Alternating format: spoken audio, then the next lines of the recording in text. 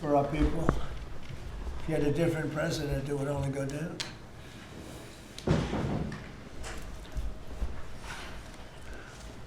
Hello, everybody. Thank you.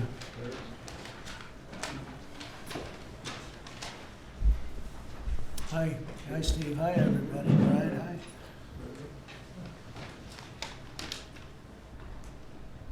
Do you want to bring that camera over there?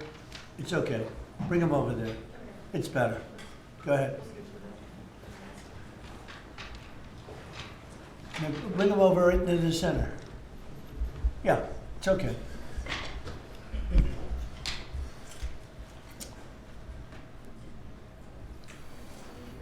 So behind the camera. This is the head on. This is the head on.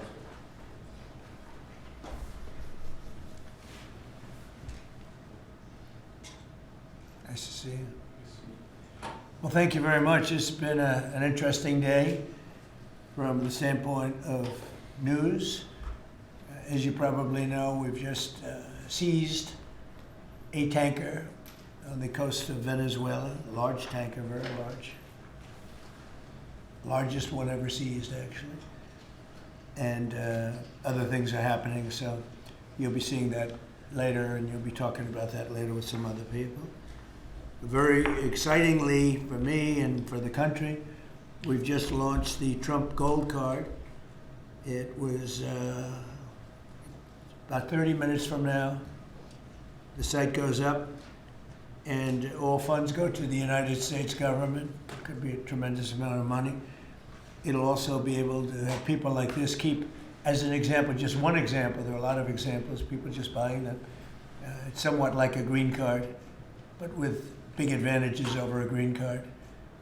And companies are going to be able to go to the Wharton School of Finance, the Stern Business School, Harvard, MIT, wherever you may get your students, any school, and you're able to buy a card and keep that person in the United States, actually, so there's certainty, because I've heard from Tim Cook of Apple, and I've heard from a lot of people, some of the people at this table, that essentially in the United States you can't keep the student. You can't hire people from the best colleges because you don't know whether or not you can keep the person. They come and have the people get out, they throw the person out of the country, you graduate number one from your college, and there's no way of guaranteeing, I guess you could say, there's no way of guaranteeing that they're able to stay in the country. Howard, maybe you'll give a little description of the Trump Gold Card, please. Sure. So for an individual, it's $1 million, and for a corporation, it's $2 million. And as the president said, for a corporation, they spend $2 million. They can then have an employee, full vetting, the best vetting the government has ever done, $15,000 vetting to make sure these people absolutely qualify to be in America, absolutely qualify. And then the company can keep them here, and they have a path to citizenship, right? Obviously, they have to be perfect people in America, and having passed the vetting, after 5 years, they'll be available to become citizens, and then the corporation can put someone else on the card.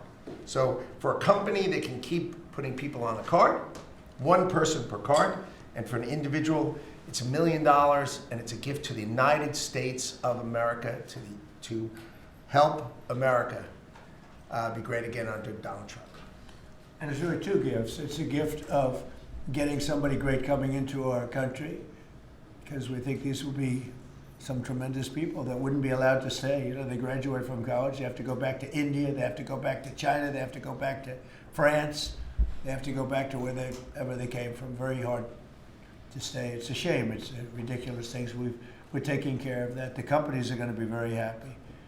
I know Apple's going to be happy, but a lot of the companies, nobody talked to me more about it than Tim Cook. He said it's a real problem, and it's not going to be a problem anymore. As you know, they used to send people up to Canada and other places, other countries, so we've solved that.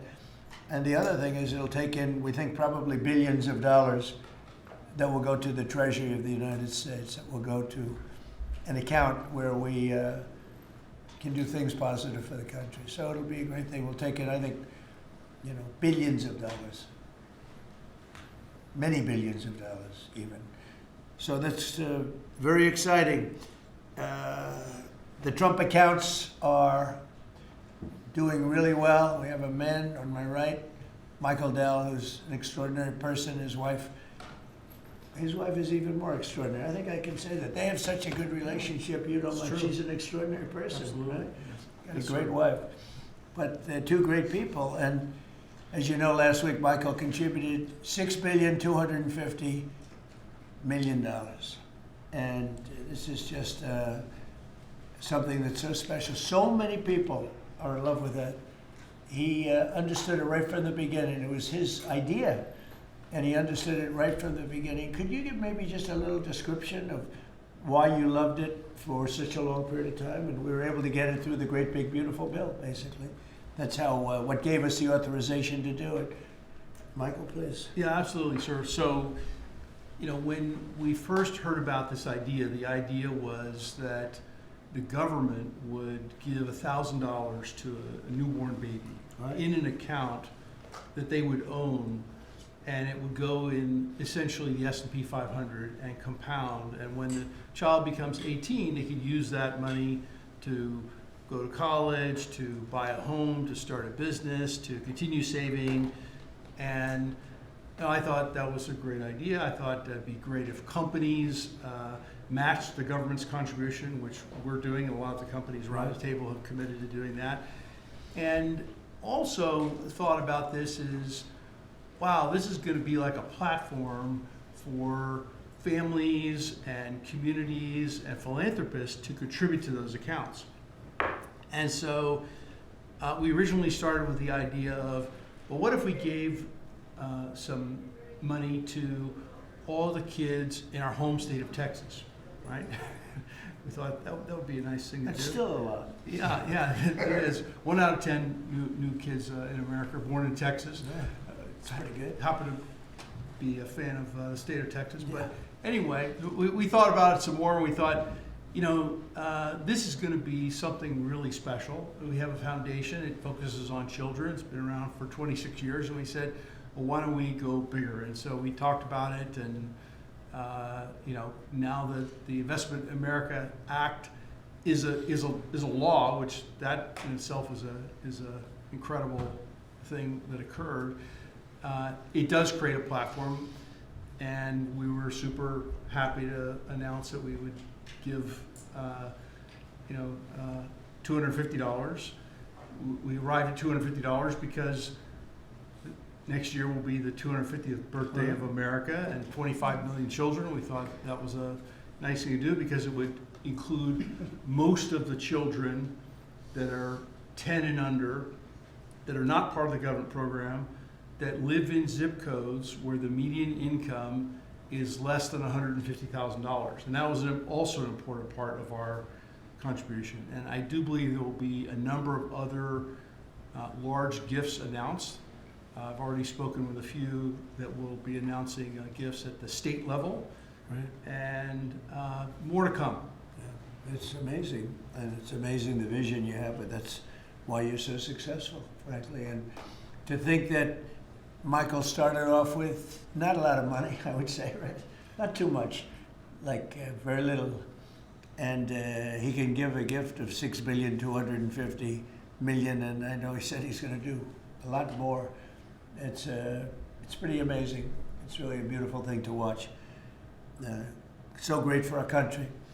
So we have the Trump accounts are doing really well, and it's become, I have to tell you, just everyone's talking about them, beyond what I would have even thought.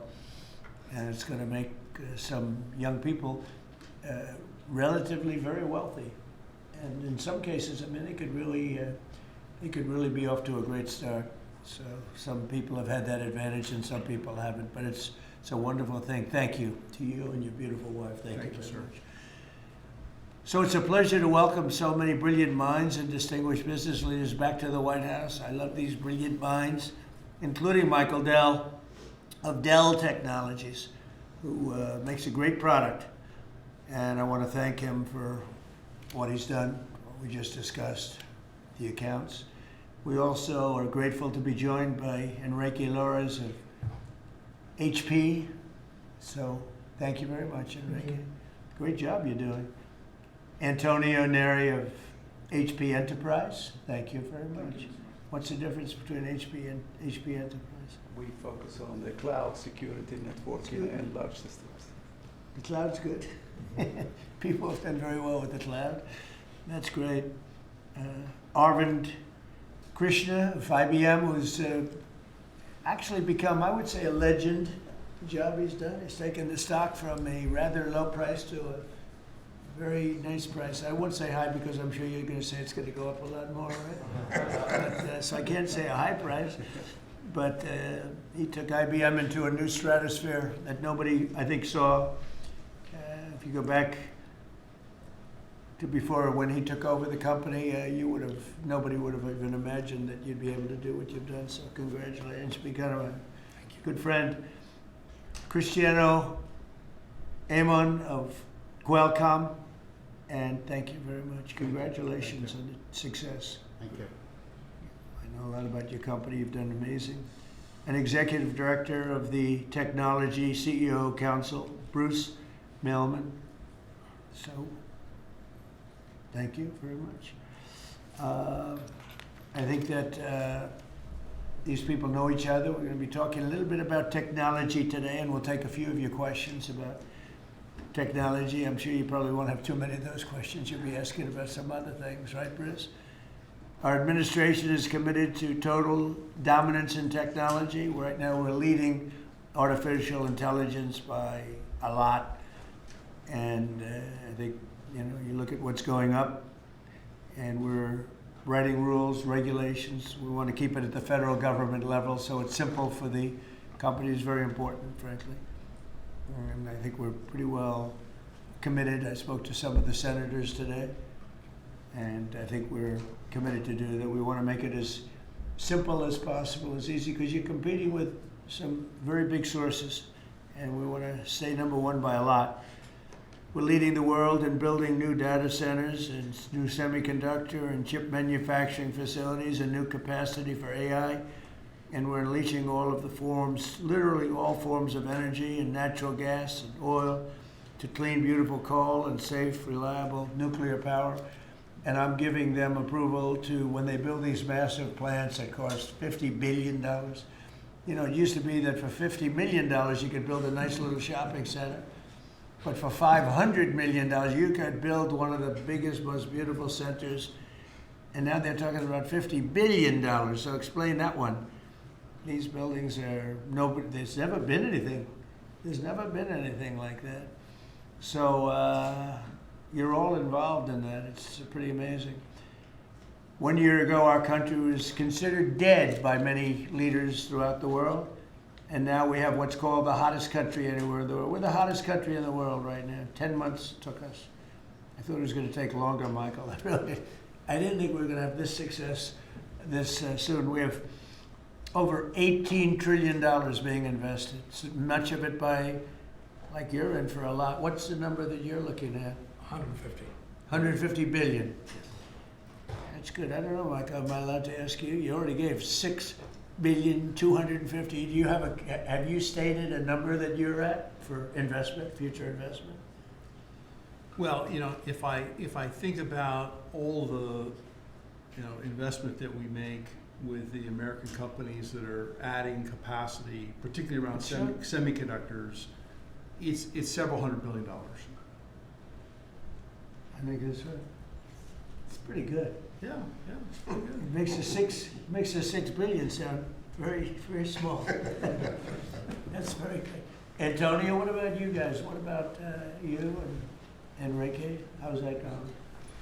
Well, have you announced a number or anything? No, I'm actually happy to share with you. Over the next few years, we're going to invest an additional $3.5 billion building secure manufacturing. Right. We built the largest supercomputer for the United States government that supports both the DoD and DOE. So in the next 18 months, we're going to build the largest 5 supercomputers that will keep the United States ahead of the game, both in life science and AI, but also to keep ahead owning the entire stack at the national security level. Great. Are you doing that separately? Are you doing Yes. that together or No, separate? we are totally separate companies. Totally separate, what? From our side, we invest in the US around $18 billion per year. So if Yeah. you look at the next five, That's right. it will be close to $100 billion. And we are going to be investing in AI at the edge, not only on data centers, but how to make AI available to customers in PCs, in headsets, in devices that they would be Right, using right. every day. Which is So and it's the over next $100, $100 over $100 billion. Yes, And you're doing well, HP is doing really well. yes. That's great. We're competing hard with Michael, but we're doing well. Are you direct competitors? Yes. You That's are. it. That's why they're on different sides of the table, sir. The old days would say, why don't you make a deal? I guess now it's not so easy to make a We deal. can have an arm wrestling match now. Yeah, So, if you want to. And Cristiano, you've been amazing, right? Your company with the investments. How are you doing with We're doing investments? great. I think, Mr. President, you have a great decision. I think when you drove our company to continue to be innovating, and I think we're doing very good. We've been, in addition of doing phones, I think we're now, our chips are going to every car company in the world, all the car companies. We're entering into the robotics. There's a lot of growth in robotics and the data center. New smart glasses going to be the future of mobile devices. Industrial, I think a lot of the drive towards manufacturing the country is driving a lot of technology for smart manufacturing. We're making chips for that. So I think we're very excited. And I think, like Michael, I think the number of industries our chips are being enabling is driving hundreds of billions of dollars investments in. And most important for us, semiconductor manufacturing is very important. So we are going to be customer of the fabs that are being built in the United States by TSMC and Samsung. So That's we're great. just going to Yeah, keep it's going big stuff. forward. Yeah, those investments are very important, and we are all customers of those fabs. Those two are my customers too. So Memory stuff, memory? we don't do memory. We do a lot of the Who's processing. the king of memory? It's Micron and Micron's- SK yeah. Hynix. And Micron's Samsung. another one doing very Yes. well. That's great. Yeah, I heard you're doing fantastically. Congratulations. Thank you, Mr. President. The stock market has set a 51, think of this, 51 all-time record highs during the last 10 months. 51. You guys are big beneficiaries. You're setting the records, right? It's amazing. 51 times we've hit a new high. And in the history of our country, if you think about it, 51 times during the last 10 months. And Bruce, let me ask you pull these people all together. How's it looking for technology? A lot of global competition, but you'd rather be playing our hand than any other hand in the world. I think so. We have a good hand right now, don't we? Joe Biden secured just really much less than $1 trillion of new investments in 4 years. And in 10 months, we secured more than $18 trillion. So 18 times the amount in 10 months what they did in 4 years. And they would have gone negative. They were heading toward negative. In other words, not $1 trillion, but it could have been 3 or 4 or 5 trillion less because people were leaving. So it was a big turnaround in 10 months. The $18 trillion, it's a record. There's never been a country that's gotten anywhere near that. In the Middle East, when I left the Middle East, we brought back $3 trillion and lots of Boeing airplanes, like 300. And Boeing gave me the award for the greatest salesman in the history of Boeing, which was a nice little award. I have a little plaque. The greatest, I think I've sold 1,000 Boeing planes. Can you believe it? Now all they have to do is make them. Okay, they got to make them, but they will. But we have made historic trade deals with the United Kingdom, China, Indonesia, Vietnam, Japan, the EU, Malaysia, Cambodia, El Salvador, Argentina, Ecuador, Guatemala, Switzerland, Liechtenstein, Thailand, and South Korea, and many others. And a lot of it's based on the November 5th election result, which was a massive victory. We won all 7 swing states, the popular vote. We won the Electoral College by a landslide. We won counties. The counties, they do it. I don't know, to me it's the most accurate of all in many ways. We're 2,700 counties against 525. That's pretty good, right, Cristiano? Pretty good. 2,700 against 525. 525. That's why when you see the maps are all red, except for two little blue lines on the right and the left side of the map. They're probably changing too. Americans are great builders, and in the Trump administration, America is once again a country where innovators get a green light. You have the greatest innovators in the world at this table, and representing a lot of their friends who are competitors and friends. But we're really on a big move to get rid of red tape so they can run their businesses and not have to wait 10 years for an approval. In the old days, getting some of these approvals for plants that are already being built would have taken 10, 15, even 20 years prior to rejection. You'd get rejected. You'd work 20 years and then you'd lose 5-4. And we're getting plants approved in a matter of weeks. The biggest plants ever built in a matter of weeks. For every new regulation, we're slashing more than 10 old regulations. So we're not allowing regulations unless they slash 10 old regulations. We did that in the first term, and we cut more regulation than any administration ever. In our first term, we have the all-time record. I think we're exceeding it here. In fact, now it's 1 in 24 is the number we're at. It's 1 in 10 you have to do, otherwise we're not letting you do it. But we're actually up to 1 in 24, so we get rid of 24 regulations for every one. That's not a bad deal, right? And it's been very exciting, actually. But including, we're allowing 100 in the great big beautiful deal. We're allowing 100% expensing for capital expenditures, including investments in factories and equipment and structure. So including even structure. So that if Michael goes out and builds a factory, you can take it against tax immediately, the whole thing. You don't have to wait 38 years or do it over a 38-year period. And I think that's what made the first tax cut, which we, by the way, got extended in this tax cut. So, and you add it up, it's the biggest tax cut in the history of our country. But I think that the expensing factor, and it's good for 10 years too, I think that's maybe was the reason that so much growth was, there were other reasons, but so much growth was gotten in the first term. So earlier this year I said that the challenges of our time demand a new spirit of patriotism and national loyalty in Silicon Valley, smart people, and from the whole technology sector, and that patriotism is on huge display here in this room with some of the most brilliant people. And I'd now like to ask Secretary Howard Lutnick to say a few words, and OSTP Director Michael Kratsios also say a few words. And I look forward to hearing from Michael a little bit about this subject. Cristiano, welcome. And Arvind, you'll say something, and I appreciate it. And anybody else wants to say a couple of words, feel free. Good job. So why don't we start with Howard, please. So the key to America's success is the amazing innovators that we have. I mean, we have invented everything from the light bulb, transistor, GPUs. We are on the edge of everything. And we need to keep being on the edge. And the people at this table and this industry is why America's great. We need to build here. You know, for too many years, we innovated and we let everyone else build our stuff. And we just can't do it anymore. So with President Trump coming and winning the election on November 5th, we changed that, and now we're going to build it here. You've done everything you can, and you've heard trillions and trillions of dollars of technology build coming home to America to protect and defend us and use our innovations here. You're driving interest rates lower, and you're going to continue to drive them lower. That makes it cheaper. It makes it more exciting to build here.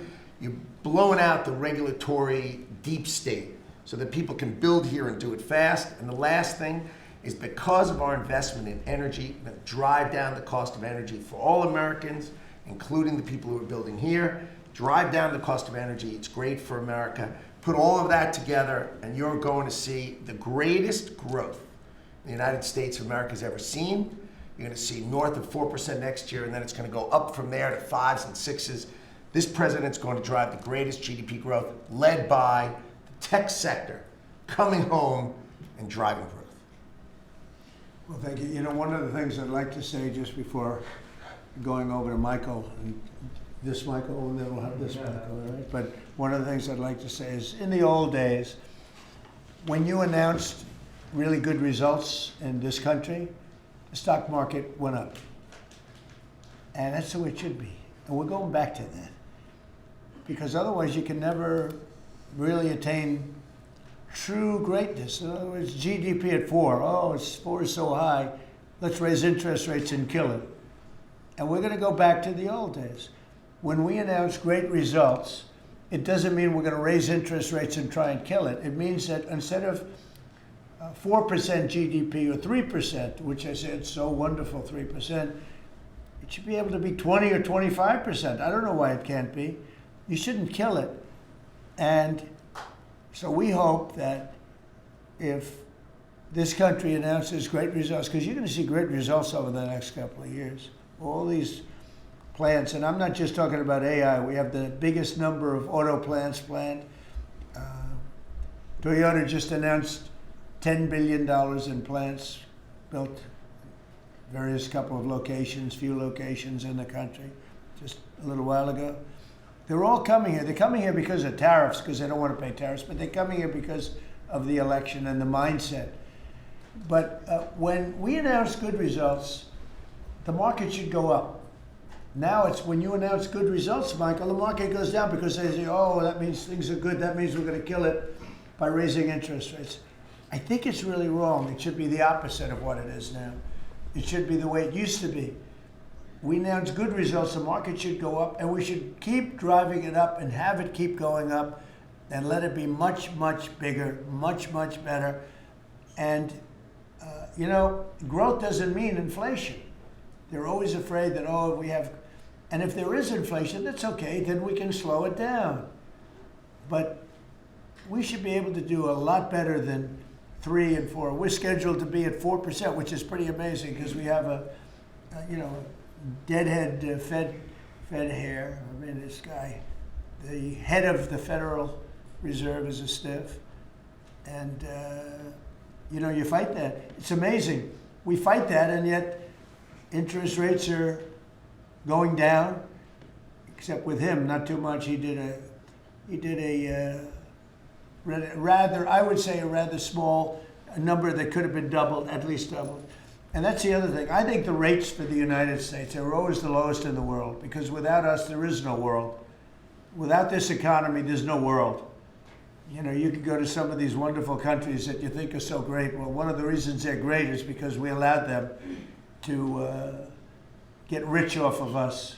We didn't charge them anything. You look at some of the deals. I don't want to say use Switzerland as an example, but Switzerland paid almost nothing in terms of a tariff or a tax or whatever you want to call it, license.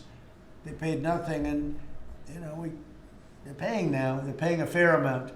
I had them at 39%, but I decided to be nice.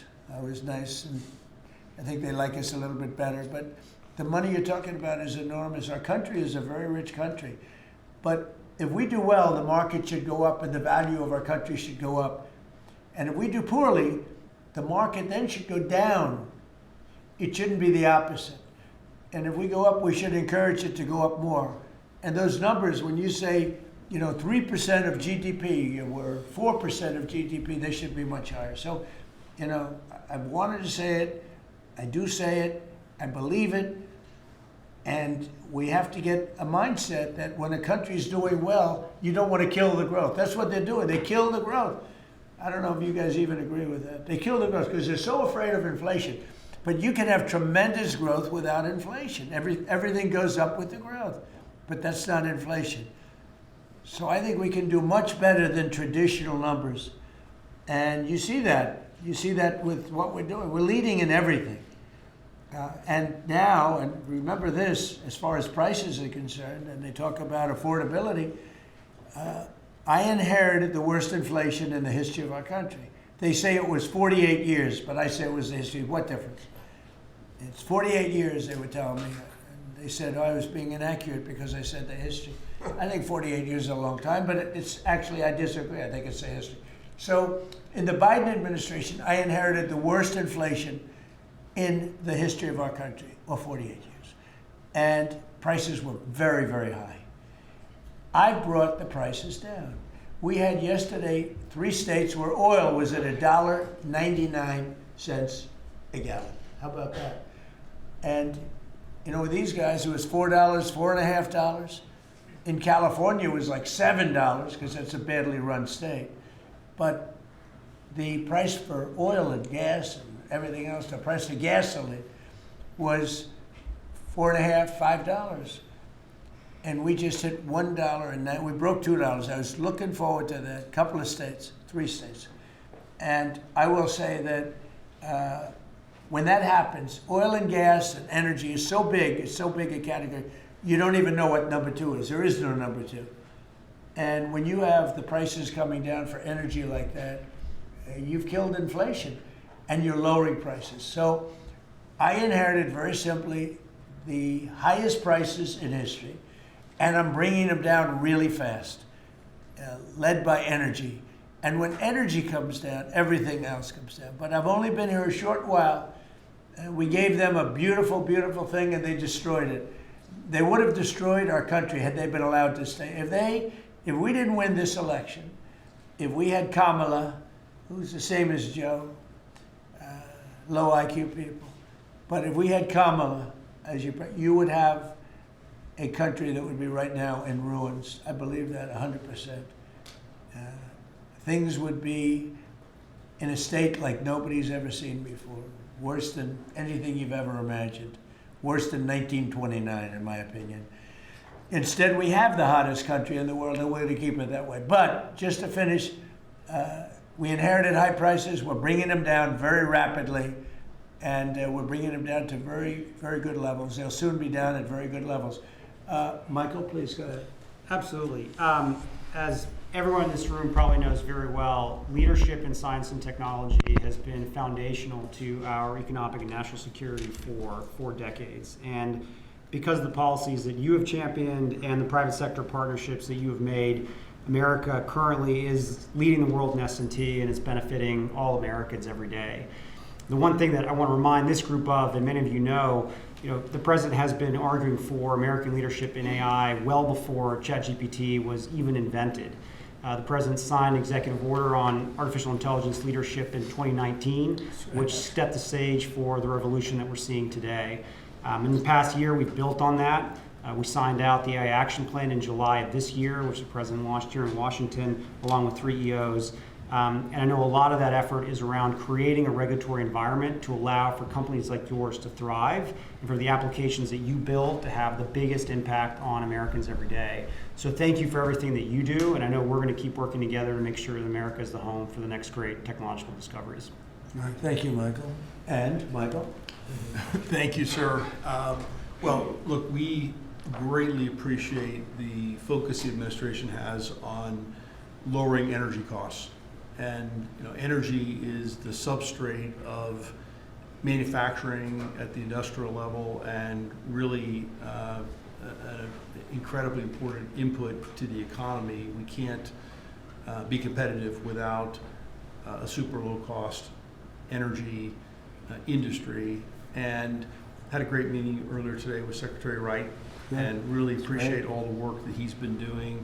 This is, of course, incredibly important when it comes to AI, because it does consume a great deal of power. All the semiconductor manufacturing consumes a great deal of power. Another big area of focus for us is how we can take all this great AI technology, the AI stack of the innovative companies here in the United States, and sell that around the world. And I'd like to ask Arvind to speak a little bit more about this. Arvind? Thank you. So, Mr. President, first, we really would like to thank you for everything you're doing for economic growth, as you said. I completely agree with you. Economic growth then drives a lot of other benefits to everything else. We also want to thank you for all the work you're doing on deregulation and making things easier for business to participate in that growth. Michael spoke of the AI stack. It's incredibly important that under the action plans that you have laid out and Michael Kratzer just spoke of, we really help promote the AI stack, which is not semiconductors only. Those are incredibly important, but it's semiconductors, it's software, it's the systems which many of us here build, and it is the software applications on top. The ability to take those to all of friends in countries. So all the friendly countries is going to be very, very important. And we wish to work with your government to make sure that we can do that, because otherwise we're afraid that competing countries are going to be able to get that stack. So we would say that. Anything that you're looking at that we can help you with so that you create a bigger and better IBM and hire a lot more people? Anything you need? A few countries, we'll speak to members of your administration to make sure that those can go and that barriers get lowered for being able to do it quickly. We agree guardrails are necessary, but lower barriers would be very, very helpful. You mean tariffs? No. Because are these countries are they tariffing you, making your life difficult? Are they doing anything else to make your life difficult? It's the ability to take certain systems which have semiconductors inside them into these countries. So right now, because we have controls on where all the semiconductors can go, then the entire system is restricted. That's what we want to do. The same as How many countries do that? Probably a half dozen. So I can tell you the countries already. I know. Yes. I know every country very well. And We have ways of combating that quickly. So you'll let me know. And the last part I'd like to say is I'd also like to thank you for all that you're doing to help modernize government itself, because we think that that's incredibly important. You know, you made a number of announcements, but a couple that I'd just like to point out, we worked with Commissioner Frank Bisignano to help make Social Security better. So I would like to thank you for your help on that. And we'll work with him on making IRS. He's done a fantastic job. He is. Frank's great. He's done a great job, Frank. He's had a great career, actually left a tremendous career where his salary, I think, was 100 times greater than it is now. And he was at JP Morgan Chase, and he's doing a fantastic, he did a great job at Social Security, quickly. And we hope to help him replicate that now at the IRS also. Very good. Thank you very much. Good job. Cristiano, please. Yes, just a few points. I think, first of all, Mr. President, thank you for your vision. Thank you for understanding the importance of the American private sector in industry, I think, in the growth of the economy. I want to just build on some of the things that were said by my colleagues. I think we have built probably one of the most advanced technologies in the world, and part of it is because I think the commitment to innovation that we have in the country, but also the fact that it has been American technology for the world. So I think we have an incredible opportunity. When I think about what Michael said about exporting AI, I had conversation with Secretary Howard. Now that the trade deal's been made, is an opportunity to really build on those trade deals and export, I think, American technology. And also, as we think about the technology, it's an important vector to drive the reindustrialization, I think, of the country with technology. So we're incredibly excited about that. I think it's a big opportunity. I think it's the next wave of growth that we can build on those trade agreements. And I think it resonates what also Arvind said about the importance of the American technology stack.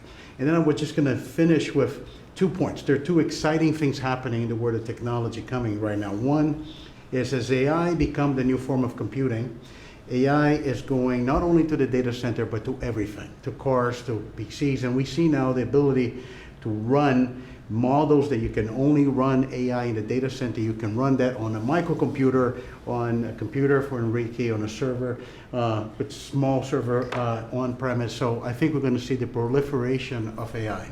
The other one is 6G. We had made a commitment working with your administration, working with FCC. We're going to accelerate 6G. We're working to launch first in the world in the LA Olympics.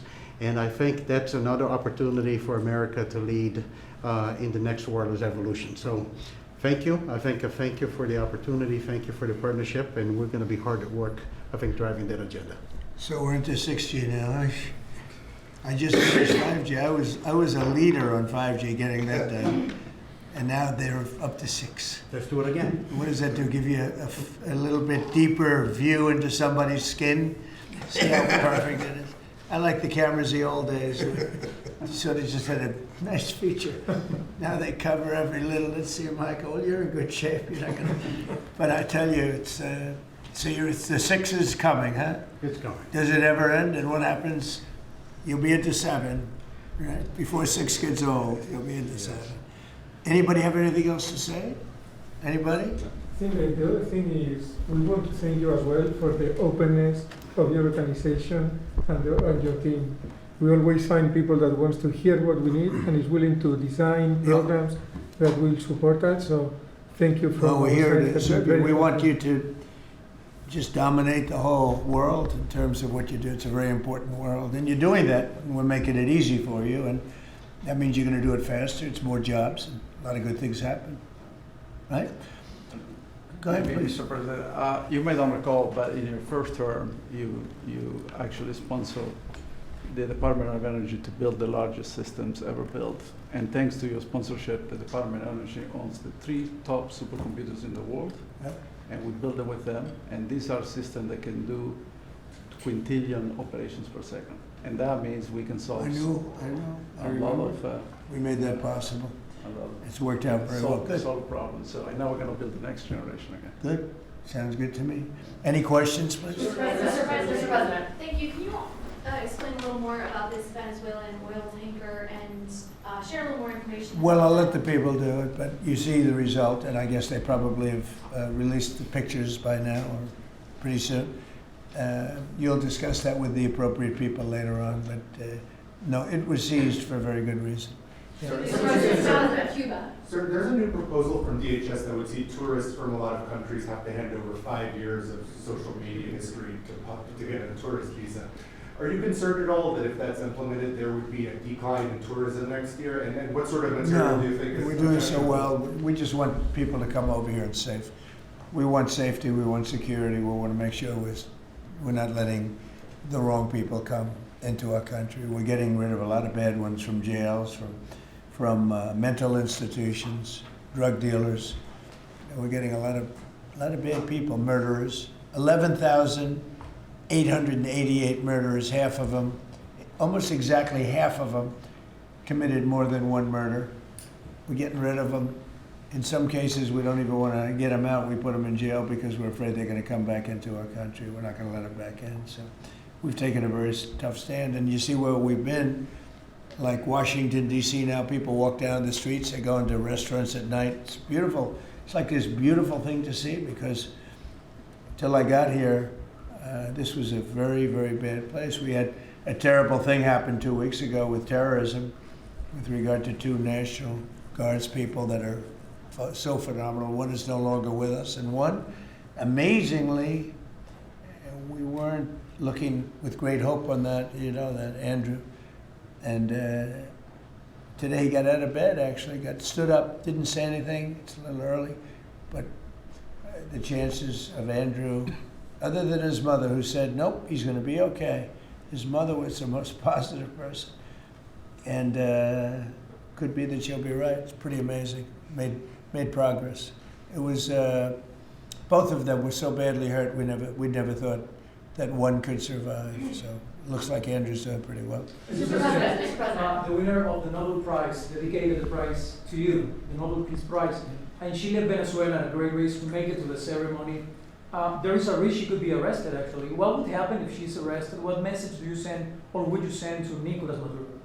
Well, arrested by who? The Nobel Prize Committee? That's probably the ones that would arrest. I don't know anything about it. She was very gracious. She said I should have gotten the Nobel Prize, and I don't, I'm doing this to save lives. I'm not doing it for any other reason. But no, I don't like if she would be arrested. No, I wouldn't be happy with that. Mr. President, Senate Republicans currently have a healthcare proposal that would take away, let those ACA subsidies expire and then put about $1,000 in people's HSAs. Do you think that is enough money, and how do you ensure that people who will see those tax subsidies expire won't see their healthcare costs skyrocket? Well, the Unaffordable Care Act, which is Obamacare, they call it now the unaffordable because it's unaffordable. It used to be called the affordable, but it was never affordable. It was always bad. It was basically designed for the benefit of insurance companies. And what we're doing is we want all of the billions and billions of dollars that went to insurance companies to go directly to the people, and they can buy their own health care. And people love it. I don't know if the Democrats are going to approve it because they want the insurance companies to make money. It was a scam. Obamacare was a scam. But we're going to see. I mean, the Republicans, I can tell you, want the money to go to the people. And we're winning that battle. The Democrats having a hard time with it because they're in the pocket of the insurance companies. Yes, please. You spoke to some European leaders today, I think, sir, about Ukraine. I did. Could you tell us about that? And is there a new revised peace plan that Ukraine has presented? The leaders of France, we spoke to, and Germany, and UK, all very good leaders, very good friends of mine, and we discussed Ukraine in pretty strong words. And we'll see what happens. I mean, we're waiting to hear answers before we progress. You know, we're not spending any money in Ukraine. We're selling basically missiles and everything else to NATO, and NATO's paying us, and then they distribute it to who they want. I guess they're mostly distributing to Ukraine, but we're not spending money. But you know, we're spending a lot of time and a lot of effort, because last month 27,000 soldiers were killed. Both, think of it, 27,000. That's if you take a football game and take half the stadium, that's 27,000. So 27,000 soldiers were killed. Russian and Ukrainian soldiers were killed.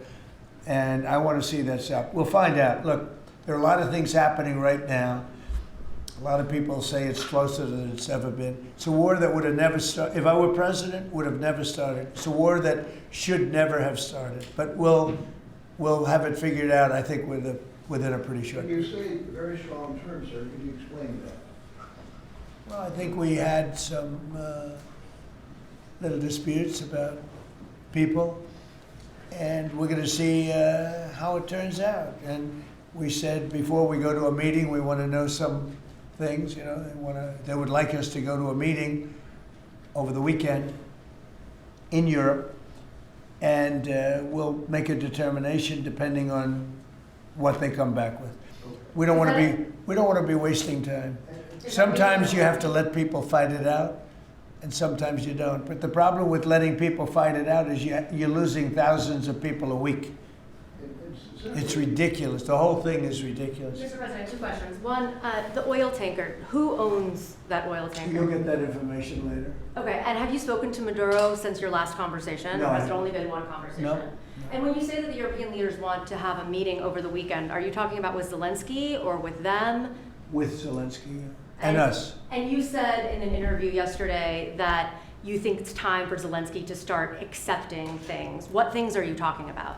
I think he has to be realistic, and I do wonder about, you know, how long is it going to be till they have an election? You know, it's a democracy. It's a long time. They haven't had an election in a long time. It's losing a lot of people, and it's possible that the people, you know, if you look at the polls, I will say 82%, there was a poll that came out, 82% of the people are demanding a settlement be made, Ukrainian people. They want to see a settlement be made. I understand that. They're losing thousands and thousands of people a week. They want to see it ended. And I do say, you know, at what point, when do they have an election in Ukraine?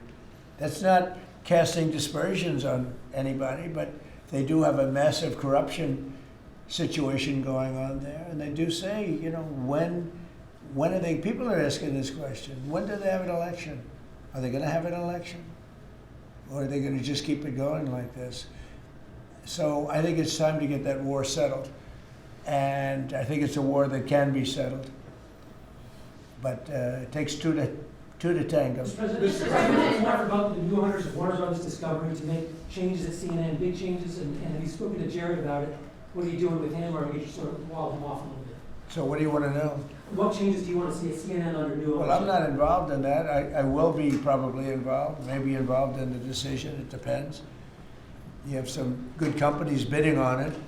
I think the people that have run CNN for the last long period of time are a disgrace. I think it's imperative that CNN be sold, because you certainly wouldn't want to put people, just leave those people with some money, good money, and CNN, so that, you know, they can spend even more money spreading poison, because it's lies. And it's a disgrace. So I wouldn't want to see the same company end up with CNN, the same company with money, because right now they don't have too much money. but they have value, I guess, based on the bids. They've got value. But I think CNN should be sold because I think the people that are running CNN right now, are either corrupt or incompetent. And that'll be a factor in the decision making, because we've got some. Well, in my mind, but I can be talked out of that by some very talented people that we have, antitrust people. But I just think that the people that have run CNN into the ground, by the way, nobody watches, very few people watch. I don't think they should be entrusted with running CNN any longer. So I think any deal should be guaranteed and certain that CNN is part of it, or sold separately. But I don't think the people that are running that company right now and running CNN, which is a very dishonest group of people, I don't think that should be allowed to continue. I think CNN should be sold along with everything else. Sir, you spoke about affordability earlier in your remarks and yesterday in Pennsylvania. How much more can we expect to see you on the road kind of delivering that message? And are you worried at all about the Democrats winning a couple more things in Miami and Georgia? I don't worry about it. It's like statistically, it's amazing. When you win the presidency, even if you win by a landslide like we did, and even if you do a good job, and some people say we've done the best opening 10 months in history, in the history of the presidency. I think we have. Who's done better? We ended 8 wars. We have the strongest economy. We have $18 trillion coming in, which is more than any country had, times I think 5 or 6. 18 trillion is a lot even in your standard, right? Yes, sir. Even for that guy, 18 trillion is big numbers. But we have $18 trillion coming in. Pretty amazing, right? I think Qualcomm would be very impressed if they had even a little piece of that. So we've done a great job. But for whatever reason, and nobody's been able to give me an answer, when you win the presidency, you seem to lose the midterms. Even if you win the presidency by a lot and you do a great job as president. Some presidents have done good and they've lost, I think it's like 2 times in the last many, many years it's been won. I don't know why. It doesn't make sense. Usually I can figure things out, but I don't know why, but that seems to be. But other than that, we should win because we're doing great. The economy is roaring. I think the economy is only going to go, better with all this money pouring in. We have factories being built. And forget about AI. We have AI more than anybody. We're leading AI by a lot. But we have many car companies coming in from Canada, from Mexico. They're coming in from Mexico. They're coming in from Canada, from Japan, from Europe, all over Europe, Germany, all over Europe. We're doing great. But for whatever reason, it doesn't matter how well they're doing, good and bad. The bad you understand, but even when a president is doing well, they seem to not do well in the midterms.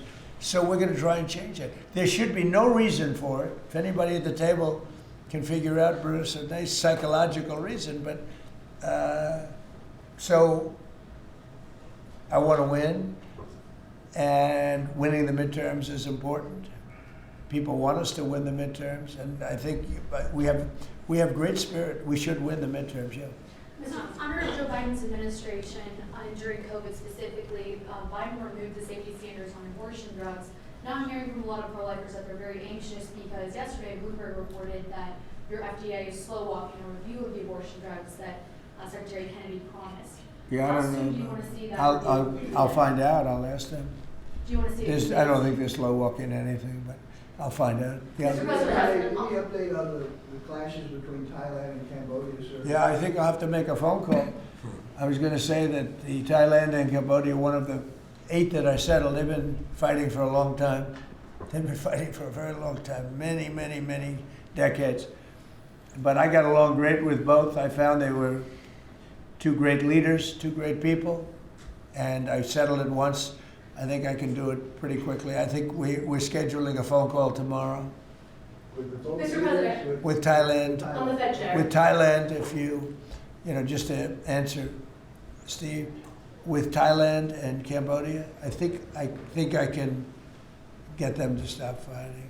Who else can do that? Think of it. Settled 8 wars.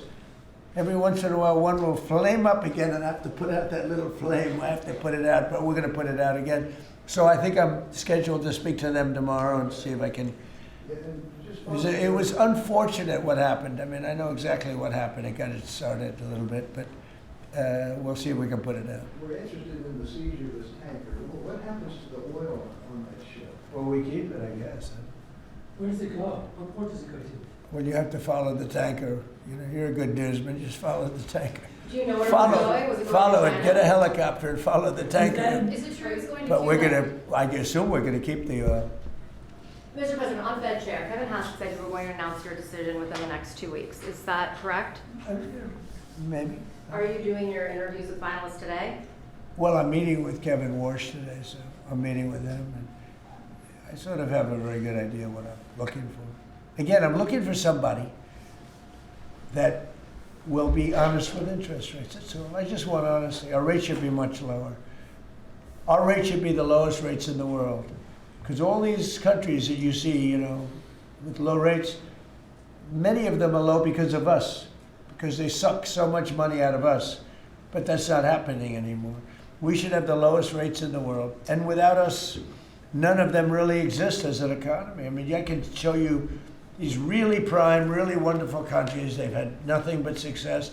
It's because they took so much out of the United States. I mean, it's one of those little problems.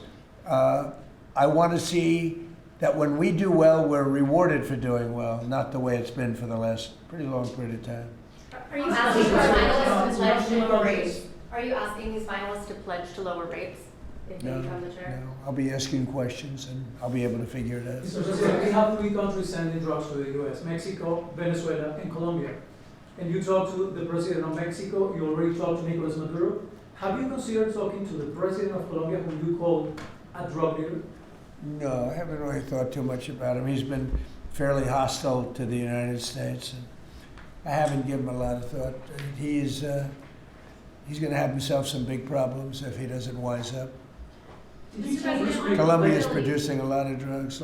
They have cocaine factories that they make cocaine, as you know, and they sell it right into the United States. So he better wise up, or he'll be next. He'll be next too. And I hope he's listening. He's going to be next. Yes. Mr. President. Because we don't like people when they kill people, and they sell drugs. They kill them in the United States, and Colombia is a major manufacturer of drugs, meaning cocaine in particular, as you know. Thank you, Mr. President. Thank you. Multiple House Republicans in recent weeks, days, have been critical of Speaker Mike Johnson. I wanted to ask you if you're still confident in the Speaker to keep his conference together ahead of the midterms, and how often are you speaking about him? I think Mike Johnson is great. You know, he's had a majority of 2, 3, 4, then back to 2. We actually had 1. So we were 1 heart attack away from disaster. So everybody prayed for everybody's health. I think Mike Johnson's been a fantastic speaker. I mean, a very hard job because, you know, when you have a small majority, and we got the biggest bill in the history of our country approved, the Great Big Beautiful Bill. I call it the Great Big Beautiful Bill. There are different names for it, but to me it's a Great Big Beautiful Bill because it gives the biggest tax cuts in history, the biggest regulation cuts in history. No tax on tips, no tax on Social Security, no tax on overtime. I think Mike Johnson's been a great speaker. I think few people could have done that job. Do you want to see another big package move through Capitol Hill in the next year, or? Well, we don't need it because we got everything. You know, this was supposed to be 17 bills. And I think it was my idea, but, you know, with the concurrence of people that have done this a long time. And I said, why don't we make it 1 bill? Because it's very hard to get things approved by the Democrats.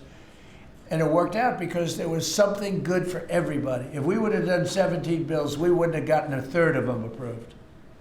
It was something great for everybody in the one, you know, the Great Big Beautiful Bill.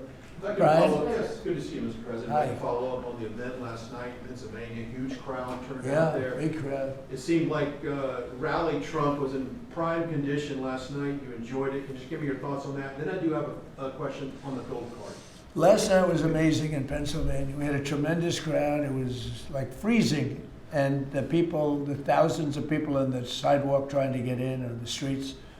It was an amazing evening, actually, and I think people really enjoyed it. I enjoyed it. You could tell that. I can tell that you enjoyed it. I enjoyed it. I really did.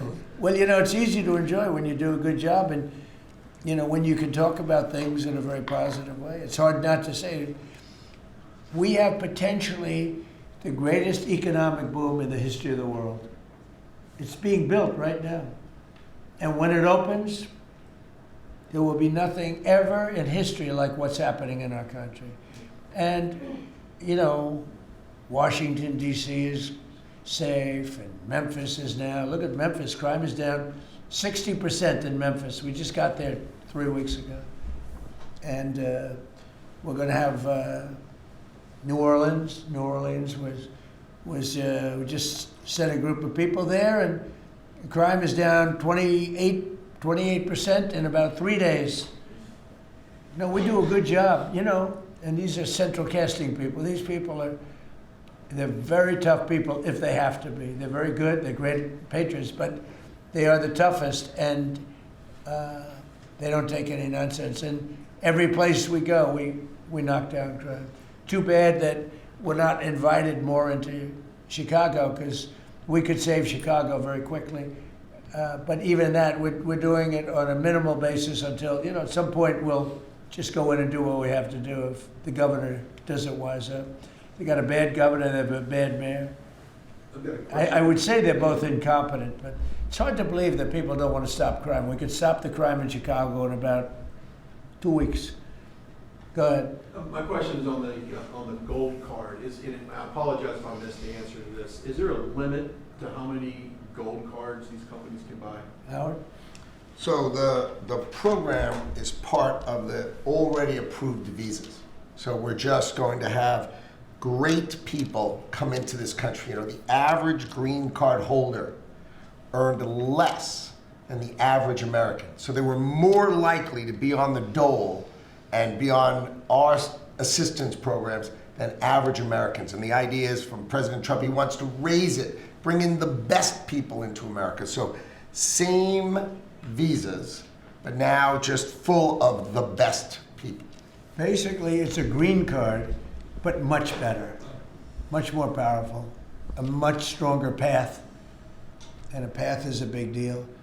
Have to be great people, but much stronger path. And it also, in addition to that, helps companies, because not only for companies, but if IBM gets somebody #1 in his class at the Wharton School of Finance, and you're dying to get the person, but you can't guarantee the person stays in the country, because oftentimes they'll say, "I'm sorry, sir, you got to get out of here. You have 24 hours, right?" And you say, "Where's my employee?" Now IBM can buy a card, and that employee can be there for essentially a very long period of time. Mr. President, could you tell Bruce? It's so needed for the companies. You know, it's needed for others, but really it's basically a much better form of a green card. And you can't get green cards. They are impossible to get. This is much better than a green card. Yeah. Yes, so did you tell Bruce Blakeman not to run for governor, or that she should think about not running for governor? I haven't spoken to, first of all, he's a friend, she's a friend. These are two great people running. In a way, I hate to see them running against each other. I hope they're not going to be damaging each other. But Elisa's fantastic, and Bruce is, they're two fantastic people. And I always hate it when two very good friends of mine are running. And I hope there's not a lot of damage done. Sometimes it works the other way. The victor ends up being much stronger because of it. A lot of times that happens in politics. You think you step in a couple months to actually see who performs? Well, I think in New York we have a convention toward the end of February, and I think you'll know pretty much at the end of February what's going to happen. And I'll probably have to, you know, do what I want to do. But I hope that he's running now, as you know, and she's running. We have two very talented people. Either one should win against the Democrats. Mr. President, the Prisoner Legacy story lately focuses on one of your cabinet members predicting that you're going to fire this one or you're going to get rid of that one. Of all your cabinet members, who would you perceive as the most under attack? Well, I think my cabinet's fantastic. I read these same stories that I'm unhappy with this one or that one, and I'm not. I think the cabinet's done a great job. I read a story that I was unhappy with Pete because he was attacking drug dealers. I said, that's not exactly right. I would say very much the opposite. Pete Hegseth has been phenomenal. I read a story recently, I'm unhappy with Christie. I'm so happy with it. I mean, we have a closed border. We have a border that's the best border in the history of our country. Why would I be unhappy? She's fantastic, actually. No, we have a fantastic cabinet, really fantastic cabinet. I mean, Lutnick I'll have to think about. No, Can't have everything. can't have everything. He's doing great. Well, Howard's done really well, and Scott's done really well. We have just a fantastic cabinet. I'll tell you who's doing a great job is Linda McMahon. We're bringing education back to the states where it belongs. Education is going, we can't do any worse than we're doing right now. Let the states run it. You know, if you go back to some of our states that have run so well, so good, I would say 40 of them. And then you'll have trouble with 5, and you'll have bigger trouble with another 5. But you have 35 or 40 states that will run education as good as Norway or Denmark, Sweden. We have some, you know, the heads of the list are Denmark, Norway, Sweden, a few others. I think if you go to Iowa and you go to Indiana and you go to, I can name a lot of states, I think it would be almost the equivalent or maybe better.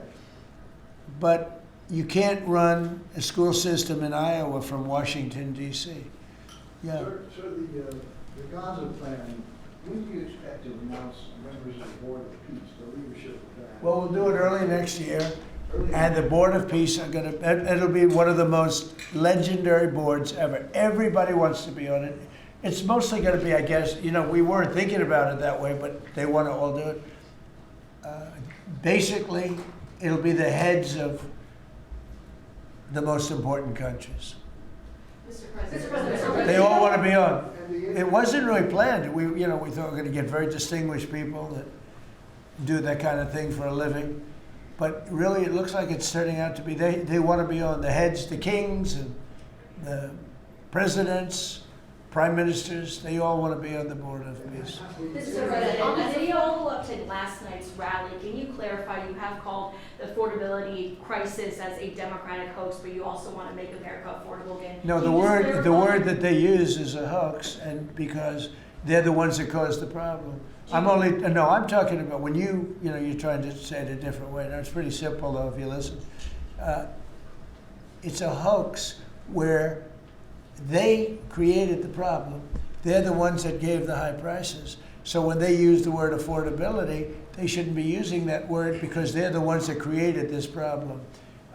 They created the highest inflation in history, and they created the highest prices in history. And now we have to get those things down. But when they go, they look and they say affordability. They never discuss it. They just say the election's about affordability. Well, it may very well be. I think it's also about still the border. You have to remember the job. You know, the sad thing is for 7 months, we've had no people come through our border. Nobody can even believe it. 0 people. And the people that do that are largely Democrats, which the people that do the stats. We've had no people come in other than coming in legally.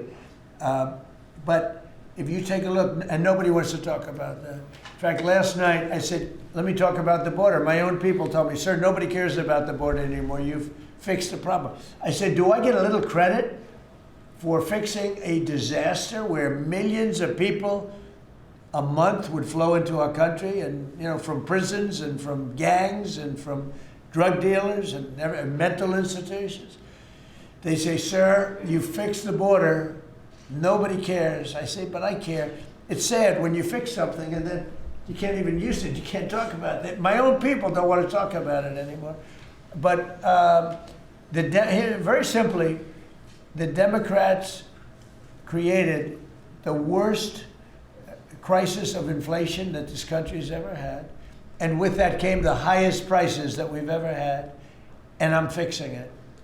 Mr. President, has Secretary Hegseth told you why he hasn't released the video of the second strike? No, he hasn't told me. I thought that issue was dead. You're surprised you bring it up. You must be CNN. Lawmakers are still Are you talking about it CNN? on the Hill. Are you CNN? I am with CNN. Oh, gee, I'm shocked to find out. But lawmakers are still talking about it on the Hill. Well, I'll tell you, I don't know about lawmakers. Which lawmakers? You're talking about Most of the Democrats? Democrats have Talking been talking about Democrats? trying to release I it. mean, the people that you work for, the Democrats? You know you work for the Democrats, don't you? You're basically an arm of the Democrat Party. Thank you very much, everybody. I appreciate it. Thank you. Thank you very much. Thank you guys. Come on, you want to talk?